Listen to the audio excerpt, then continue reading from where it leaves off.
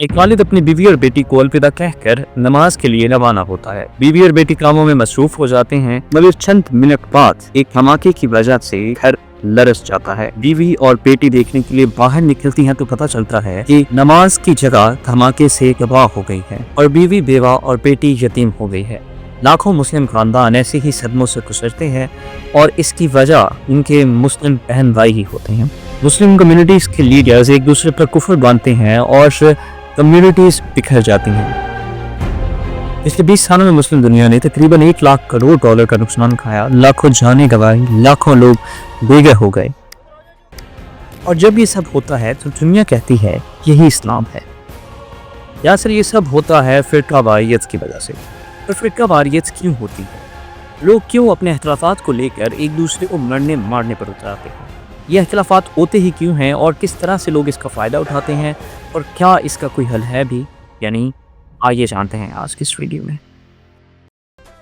میں آپ سے کہوں کہ ایک شخص ہیرو بھی ہے، ویلن بھی ہے اور ایک معمولی انسان بھی ہے، اور وہ یہ سب کچھ ہے ایک ہی وقت میں۔ جی ہاں، یہی ہوتا ہے فرقہ واریت۔ ایک اللہ، ایک قرآن اور ایک نبی صلی اللہ علیہ وآلہ وسلم کو ماننے والے اتنے زیادہ مختلف ہیں۔ ایسا کیوں ہوتا ہے اسے ہم بعد میں سمجھیں گے۔ ابھی ہم سمجھتے ہیں کہ اس فرقہ واریت سے کیا پکا ہے۔ تو مسلمانوں کو ان کے عقائد کہاں سے پتہ چلتے ہیں؟ ان کے آباء و اجداد سے اور ان کے کتابوں سے۔ مگر یہ آباء و اجداد کی باتیں اور کتابیں اتنی زیادہ مختلف ہیں کہ میں بتا نہیں سکتا۔ مثلاً وہی ہیرو، ویلن اور معمولی انسان والی بات، اور دوسری طرف اگر میں نماز پڑھنا چاہتا ہوں تو کس طرح سے نماز پڑھوں؟ کیا میں اپنے ہاتھوں کو یہاں پر باندھوں یا میں اپنے ہاتھوں کو یہاں پر باندھوں، یا اس طرح باندھوں، یا اس طرح باندھوں، یا اس طرح باندھوں، یا نہ باندھوں؟ یہ صرف چھوٹی سی مثالیں ہیں۔ مسلمان سینکڑوں چیزوں میں مختلف ہیں اور سب کے پاس اپنے اپنے دلائل ہیں، اپنے اپنے حوالے ہیں خود کو ثابت کرنے کے لیے۔ اس اسلام میں انفارمیشن بہت زیادہ اور بہت مختلف ہو جاتی ہے۔ اس انفارمیشن زیادہ ہونے کو کہتے ہیں انفارمیشن اوور ڈوز، جس سے آپ کا دماغ بند ہو جاتا ہے۔ تو آپ کیا کرتے ہیں؟ آپ دو راستے سنتے ہیں۔ پہلا ہے کہ آپ اپنے دائرے میں بند ہو جاتے ہیں، جس میں آپ اپنے انفارمیشن کا دائرہ چھوٹا کر لیتے ہیں اور صرف وہی باتیں سنتے ہیں جو آپ کے چھوٹے سے دماغ کو ٹھیک لیتی ہیں، مثلا آپ کے گھر کی باتیں یا آپ کے فرقے کی باتیں۔ اس دائرے کے باہر کے نظریات آپ سننے کی ہمت ہی نہیں کرتے، جس سے لوگوں میں عدم برداشت بڑھ جاتی ہے اور فرقہ واریت اور زیادہ ہو جاتی ہے۔ مثلا ہر فرقہ اپنے اپنے علماء کو سنتا ہے، اپنی اپنی عبادت گاہوں میں جاتا ہے اور ایک دوسرے سے بالکل مختلف رہتے ہیں، جس سے ایسے نظریات پیدا ہو جاتے ہیں جو کہ اصلیت میں ہوتے ہی نہیں ہیں۔ اور سچ کہوں تو لوگوں کو فرق نہیں پڑتا کسی کی عقائد سے، جب تک کہ انہیں وہ فرق محسوس نہیں کرایا جاتا۔ اور ایسا کرتے ہیں سیاسی یا مذہبی رہنما، جو پیسے اور انفلوئنس کے لیے مسلمانوں میں چھوٹے چھوٹے فرق کو زندگی اور موت کے مسائل میں تبدیل کر دیتے۔ اس چیز کو کہتے ہیں ڈیوائڈ اینڈ رول۔ دنیا میں ایسی کئی مثالیں ہیں، جس میں سے ایک ہے حق نواز جہنوی کی مثال۔ حق نواز جہنوی کے نظریات پر مبنی 2 گروپس سکہ صحابہ اور لشکر جہنوی نے 250 سے زائد حملے کیے اور کئی ہزاروں شیعہ شہید کر دیے۔ تصور کریں، ایک ماں اپنے 9 سال کے بیٹے کو جمعے کی نماز کے لیے تیار کرتی ہے۔ بیٹا مسجد میں پہنچتا ہے کہ اچانک سے 2 لوگ مسجد میں گھس جاتے ہیں اور 10 منٹ تک گولیاں چلاتے رہتے ہیں۔ ان گولیوں میں بیٹا مارا جاتا ہے، جبکہ وہ شخص جس نے یہ سب شروع کیا، اس کا بیٹا لوگوں میں مشہور اور طاقتور ہو جاتا ہے اور سیاست میں آ جاتا ہے۔ اسی طرح یمن میں شیعہ شخص کہتا ہے کہ وہ نبی صلی اللہ علیہ وآلہ وسلم کے خاندان سے ہے اور حکومت کا حق رکھتا ہے۔ لوگ اپنے جان و مال سے اس کے لیے لڑتے ہیں اور اپنا سب کچھ گوا دیتے ہیں۔ تصور کریں، ایک 12 سالہ لڑکی نور، جو ان دنگے فساد کی وجہ سے بھوک میں ماری جاتی ہے، جبکہ وہ لیڈر جس نے یہ سب شروع کیا، اس کا بیٹا ہزاروں ڈالرز کی گھڑیاں پہن کر پھرتا ہے۔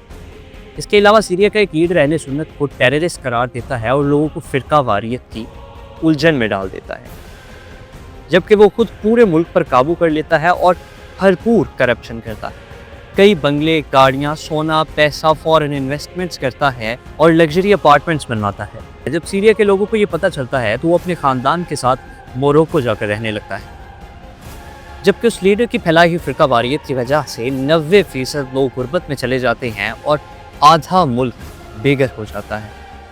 यही डिवाइड एंड रूल का तरीका पूरी दुनिया में इस्तेमाल किया जाता है, जैसे यूएस ने इराक में, ब्रिटिश ने बरसगीर में, इंडिया में और पाकिस्तान में, इसके अलावा कई और ममालिक में भी।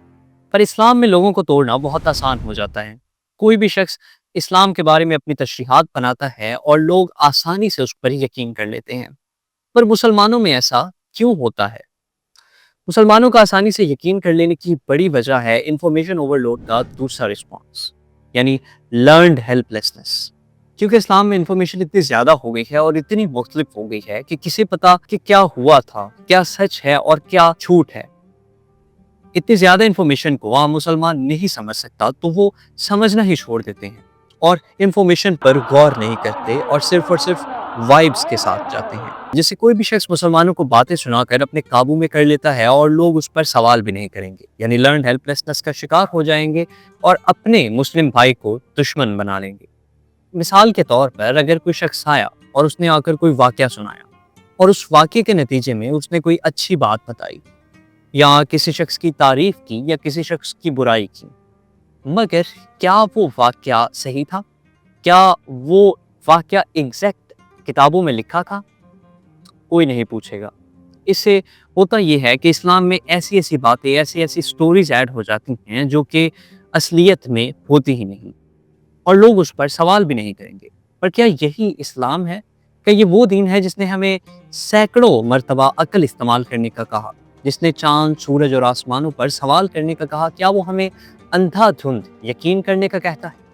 क्या ये वो इस्लाम है जिसके नबी सल्लल्लाहु अलैहि वसल्लम ने थूक फेंकने से भी मना किया कि अगर कोई दूसरा शख्स इसे देखेगा तो उसका दिल खराब होगा?